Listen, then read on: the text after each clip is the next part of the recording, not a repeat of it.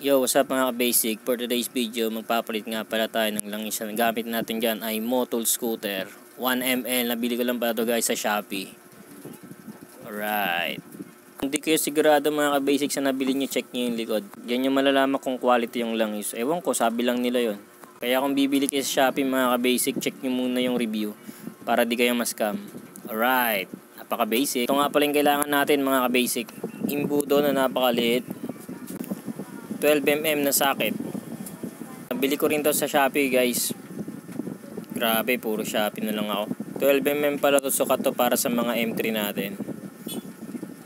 Syempre di mawawala ang Motul Scooter 10W40. Alright.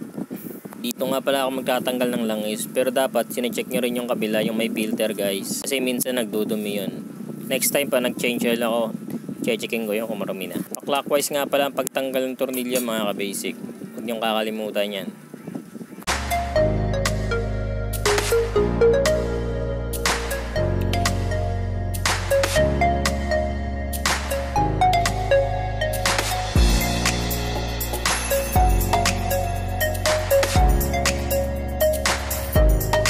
After 2 years mga ka-basic, ito na pala yung langis na naipon natin. Talagang pinatulo ko talaga ng matagal yan mga basic. Para lahat masimot talaga. Balik na natin tornilyo mga basic. Pa counterclockwise naman ang pagbalik.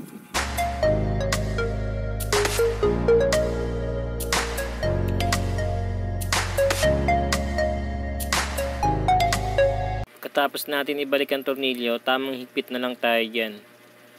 Tamang saktong higpit lang mga basic. Huwag masyadong mahigpit, baka malos thread yung tornilyo natin. O, di ba? Napaka-basic, sobrang itim ng ilalim ng makina ko. Next time mga basic, lilinisin ko 'yan. 800 ml lang pala kailangan natin mga basic. Kaya may matitira sa atin niya. Kaya 1 ml lang in-order ko para may matira sa akin 200 ml para susunod. Makaipon ako ng 800 ml. Mas nakatipid ako, di ba?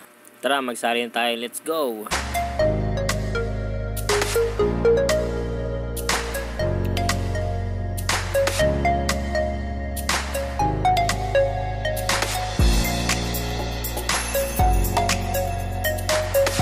Naibalik nyo na yung dipstick, tamang higpit na lang tayo dito mga basic. Nilalagyan ko pala ng basahan para hindi masira yung pita natin. Tamang higpit lang mga basic. Checkin nyo kung di na bubuksan. Alright, napaka basic. Kaya kayo mga basic, kayang-kaya nyong gawin to. Kung mapapansin nyo, may natira akong 200 ml. Kaya kung bibili kayo, 1 liter na ang bilhin nyo mga basic. Para makatipid kayo, di ba? Huwag nyo kakalimutan mag-subscribe and click nyo na rin yung notification bell mga ka-basic.